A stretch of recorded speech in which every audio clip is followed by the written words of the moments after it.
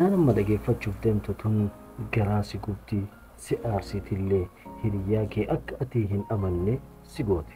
Laakiin irraa waa baratte jedhee waan yaadeef seenaa tana siif himuu barbaade.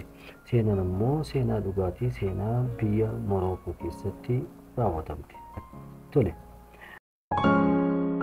Seenaa jalqaba irraa siif hima. Hiriyoota lamatu jira. Ijoollee durbaa lamatu jira. Ijoolleen lamaan tunniin daa'imummaarraa hiriyaadha. Xixiqqoo ta'anii jechuudha. Elementarii irraa kutaa afurraa wal baratanii safaruma tokko kutaa afurraa garuu wal jabeessuu jalqabanii kutaa 5 6 7 jedhan akkasii waliin baratanii san booda 12 xumuran. Yeroo 12 xumuranitti takka barumsa ofii dhaabdee heerumuu murteessite. Ta lammaffaa garuu barumsa ofii itti fufuu murteessite. Ta barumsa itti fufuu murteessite tun Zaynabaa haa jennu. Ta heerumuuf deemtu tun ammoo Mariyamaa haa jennu. Zaynabaan tun Mariyamaa tana caalti bareedumaan ijji isiillee buleedha. Marraa bareeddi. Ija isiiti yaani namni jalqaba hootee si agartu ija isiitu si mul'ata ijji isii hin bareeda ija bulee wayii qabdi. Almuhim Zaynabaan barumsa ofii xumuruutti kollejjii seente. Mariyamaa ammoo namtichi wahii dhufee namtichi kun nama rabbi duniyaa kennee fi dargaggeessa wayiiti. Mariyamaa tana kadhatee wal fuudhan. Wal fuudhanii jiruu isaanii eegala. Laakiin hiriyyummaan Zaynabaa fi Mariyam erga isiin heerumte boodallee itti fufte. Yaani addaan hin jenne hiriyyummaa daa'imummaarraa waliin guddatanii waliin baratanii waliin xumuranii yaani hiriyyummaan isaanii itti fufte. Almuhim Mariyamaan heerumtee jirti jenne. Mariyamaan tun ijoollee lama argatte. Hiriyyummaan isiitii fi Zaynab akkasuma itti fufti. Wal jaalatanii waliin bahanii waliin deebi'an akkasan. Mariyamaan tuni jaarsi isii abtaamidha jennee miti. Jaarsi isii kun bara 2013 raawwatamte. Wanni raawwatame kun. Almuhim Mariyamaan tun ganama jaarsa isii wajjin gara hojii deemti. Ijoollee isii lamaan fuutee haadha ofii bira fiddi. Ganama achi biddee galgala galanii ganama achi biddee haala kanaan jiraatan. Sababni jaartiin isaa tunillee hojii qabdi waan ta'eef jechuudha. Osuma akkana jedhu san booda gaaf tokko Mariyam hojii deemuudhaaf manaa baate. Jaarsi isii gateenii biraa ta'e jarjara qaba. Mariyam akka tasaa ta'ee gaafa kana duubatti haftee makiinaa ofiitiin deemuu murteessite. Manaa baatee yoo isiin deemuudhaaf taatu ollaan isii wahii dhaabde. Akkam nagaa waliin jedhanii aadatti ollaan warra Mariyam kunniin yaani baay'ee waliin dubbisaa akkam nagaa jedhanii addaan deemu. Laakiin dhaabatu si hajam jettee ni dhaabdeen. Hin dhaabatte Mariyam ajaa'ibdi maalirraa barbaadde jettee. Gaafa kana dhaabattee namtittiin akkam jette. Ila shakkii keessa si galchuufi miti. Laakiin ji'a tokko ol waa wahii argee wanni kun guyyuu ni raawwatama. Awwala jalqaba waanii hin beekne. Laakiin amma yaani sitti himuu barbaade. Mariyam maal na himuu barbaade. Ila jettee siif jaarsi kee erga hojii deemtuun booda hiriyyaan ta'e Zaynab jedhamtu tun gara mana keetii kana dhufti. Balbala banattee seenti. Daqiiqaa muraasa booda ammoo jaarsi kee dhufee seena.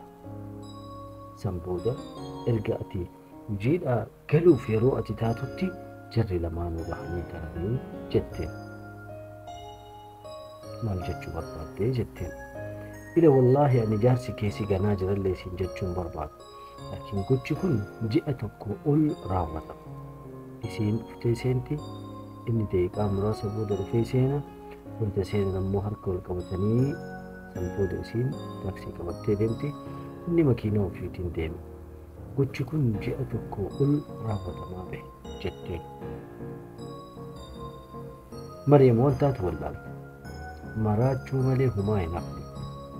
Sanuu hiriyyaa tiyya wajjiin nagana.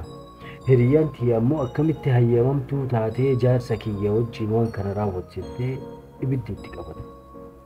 San booda manumatti ol deebitee jaarsa ofiititti bilbiltee wallaahi na dhukkubaa manaa bahuu danda'u jetteen. Yeroo kana jaarsi akkana jedheen. Maarree Mariyamitti dawwalee Mariyam dhuftee si haa kunuunsitu haga argamutti jedheen. Akkasuma godhuu fedhe jetteen. Sanbooda hiriyaa ofii kanatti bilbilte. Hiriyaa ofiitiin haala na dhukkubaamee kootu jetteen. Hiriyaan isiituun mana dhufte. Erga mana dhuftee maal taate maaltu si dhukkoo jennaan walaa xiqqoo na dhukkubaa maal jette. Amma taa'anii haasa'anii Mariyaamiin tun jaarsa isii tana jaarsi kee bar nama gaarii rabbi nama gaarii jettee waa jaarsa isii tana wanni jedhan dhugaadha jettee jala salatti nagaa. Sanbooda mee kottu kushiinaa deemnee waa goona jetteen. Nyaata waan nyaannarii fuxooma yoo hojjetan jetteeni gara kushiinaa fuutee deemteen. Mariyaam quban qabdu akka Zaynab beeyte. Zaynab akka Mariyaam beeyte hin beeytu. Almuhim Zaynabiin tiyya cal'istee bakkitee meeshaa jiru hunda Mariyaam talaaltu bakkitee meeshaa mana kana keessa jiru illee hin beeyte. Kanallee deebi'ee achiifite. Tittiin tun mana kiyya keessa deddeebi'aa baate jettee beeyte. Almuhim dayxee Zaynab meeshaa wahii bakka wahiitii fuudhuudhaaf kushiinaa gajjette. Wayita isiin gajjettee ol jettu waan akka muka wahii muka guddaa wahiitiif mataa isii kana keessa dhofteen Mariyaam duubaan jechuudha. Wayita dhuftu dhoytuun lafatti kufte dhahaa jabeenna dhahaa irra ijji isii keessaa bahe. Ijji Zaynab keessaa bahe. Dhahaa hagam akka dhahu jabaa ta'e laaliqa. Yeroo kana achumatti bakka ciistutti خلاص يعني dhahamtee dhiini keessaa jigee sagalee wayii baasa jetti yaade. Achumatti bakka isiin ciistutti ammallee dhayxee billaa hafuutee bakkuma isiin ciistutti cafacaftee Mariyaam cafacaftee. Ijji isii irraa utaalee jira haga dhahaa jabeen irraa jechuudha. Almuhim waan amma ta'etti erga ajjeeftee booda raaha wayii itti dhaga'a Mariyaam itti jaarsa kiyya hiriyaa tiyya taatee jaarsa kiyya wajjin waan akkasii daleedha. Osoo nagaafattee sila jaartii isaayyuu jaartii lammaffaayuu akka taasisii hayyamaa ture jettee teettee haasoytu waan bahee haasoytu gubata. San booda waa ajjeeftee reeffatu dura waan gootu wallaaltee san booda cicciruu jalqabde. Kiisa gurraacha fiddee ciccirtee kiisa gurraacha kana keessa gootee garaa isii addaan baqeessitee kalee keessaa baastee fuutee balakoonaa keette. Balakoonaa hin beekne warri biyya arabaa jiru balakoonaa keette almuhim. San booda jaarsa ofiititti dawwaltee har'a qursii misa ajaa'ibaa wayii sii dalagaa yeroo misaatti gale. Misaan dhiyaatee jira sa'a malama yoo guddate misaan wayita gahe kootu jettee isallee fixuu feete. Almuhim kalee isii keessaa waan kalee mamaan aduun garaa isii keessaa waan baasti kana tolchitee mi'eessitee bareechitee hafuurri alattidha. Almuhim jaarsi wayita mana ol seen maasha Allah maali hafuurri akkana maasha Allah nyaata ajaa'ibaa daleede jedhee hafuurri alatti itti dhe. Almuhim jaarsi isii kun mana seenee taayi isii dheesseettee dhaqee harka dhiqatee maalii jedhee taayi amma nyaachuudhaaf nyaata kana fiddee jala keette. San booda har'aa nyaata nyaattu kana wajjin quba kee nyaatta. Yaani gaabbii keessaa hin baane wajjin nyaatta jetteen. Garaa ofii keessatti akkas jette. Almuhim nyaata hin dhiyeessitee fi yeroo kana jaarsi dheebotee bishaan fudhadha jedhee kushiinaa seene. Dhaqee kaasaa fuudhee bishaan qicatee dhugee irra kubbaayyaa kaa'uuf deemu waan akka ijaa wahii arge. Lafatti cochi fagoo maali wanni kun si waan ijoollee itti taphattu maali jedhee maal lallaalee bishaan dhugee bishaan achi kaa'ee utachiin ta'u miilaan akkana tuqe wayita tuqu wanni ciqlaqliq jedhanii akka qaama namaa fakkaata. Ammallee inni itti wayita dhiitu ijji akkana garagaltee inni dhiitee wahitti guutee ta'e deebitu ijji bulee ta'uu isii arge. Yeroo kana ijji tun ija Mariyaam jedhe. Mariyaam akka wayita mana kana seentirraa miseejinaa barreessiti turaan miseejinaan barreessine waatu uumama jedhe. San booda mana keessa lallaaluu jalqabee bakka wahiititti dhiiga arge. San booda ija san fuudhee fiigichaan gara balbala alaa deeme. Yeroo kana jaartiin isaa akka inni dheessaa jiru beeytee jirti. Waa arge jettee shakkitee billaa qabattee duuka fiigicha. Jaarsi akkuma ta'e makiinaa ofii seenee gara poolis xaabiyaa deemee jaartiin tiyya waan akkanaa raawwattee jedhee hime. San booda poolisoonni hin dhufanii wayita dhufan isii mana taa'aa jirti. akkami dubbiin jennaan akkana jettee waa hundaa himte. Jaarsi ammoo wakkate san booda mu'abbadeetti murteessa yaani ilmi zaraalamii jiran san itti murteessan hidhaan baatu jechuudha. Almuhim erga ji'a sadii hidhamte booda ji'a sadan kana keessatti mataan isii dhukkubaa ba'e.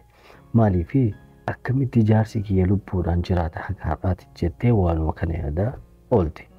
Almuhim san booda ji'a sadii booda mana hidhaa kana keessaa bahuu qabu jettee murteesse. San booda akka nama maraattuuf gochuu jalqabde.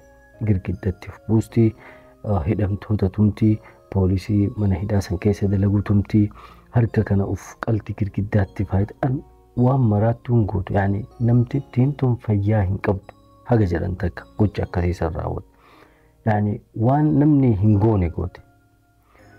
Fuudhanii mana hospitaalaa fidanii wallahi sammuun ishee fayyaa qaba laakiin akkamitti akkana waan ajaa'ibaa jinnii wayitu si yaabbate jedha.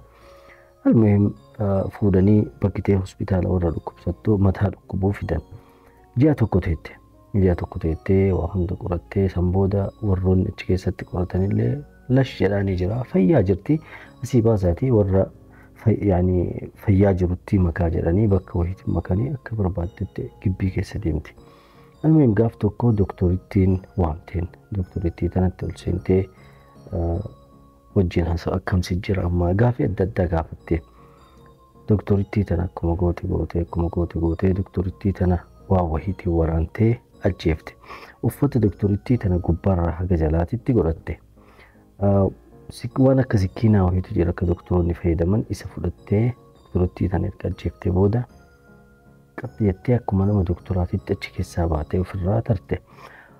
Waan ofii dheete balbala dhadhooftee eenyu balbala jalaa bana jaarsa isiiti miskiina rabbi. Balbala jalaa banee wayita balbala jalaa banu rifatee maal sii goota mana hidhaa jirtiin beek maal sii goota jedheeni homaa jetteeni sodaataa of duubatti tarkaanfii lama yoo inni fudhatu waan harkaa qabduun daratii isaa irra waraantee gadi maqeessitee san booda isallee cafacaftee ajjeeftee poolisiitti dawwalte. Poolisoonni hin dhufanii hin fuudhaniini jaarsa kiyyallee anatu ajjeesee doktoritti achi jirtu takkallee ajjeesee laakiin rabbi na haa dhiisu ka jaarsa kiyyaaf kakaanii wallahi yoomiyyuu ittiin gaabbu jettee dubbattee akkasitti itti murteessanii haga har'aatitti mana hidhaa keessa jirti namtittiin tun jechuudha. Seenaa tana irraa wanni nu barannu yeroo garii hiriyyaan ati waliin nyaattee mana kee seensiftee daa'imummaarraa waliin guddattee nama kana qajeelatti beeka jettee nama ati yaaddutu si nyaata. Tirii tokkorraa nyaatee si wajjin tirima san keessatti deebi'ee haqqisa.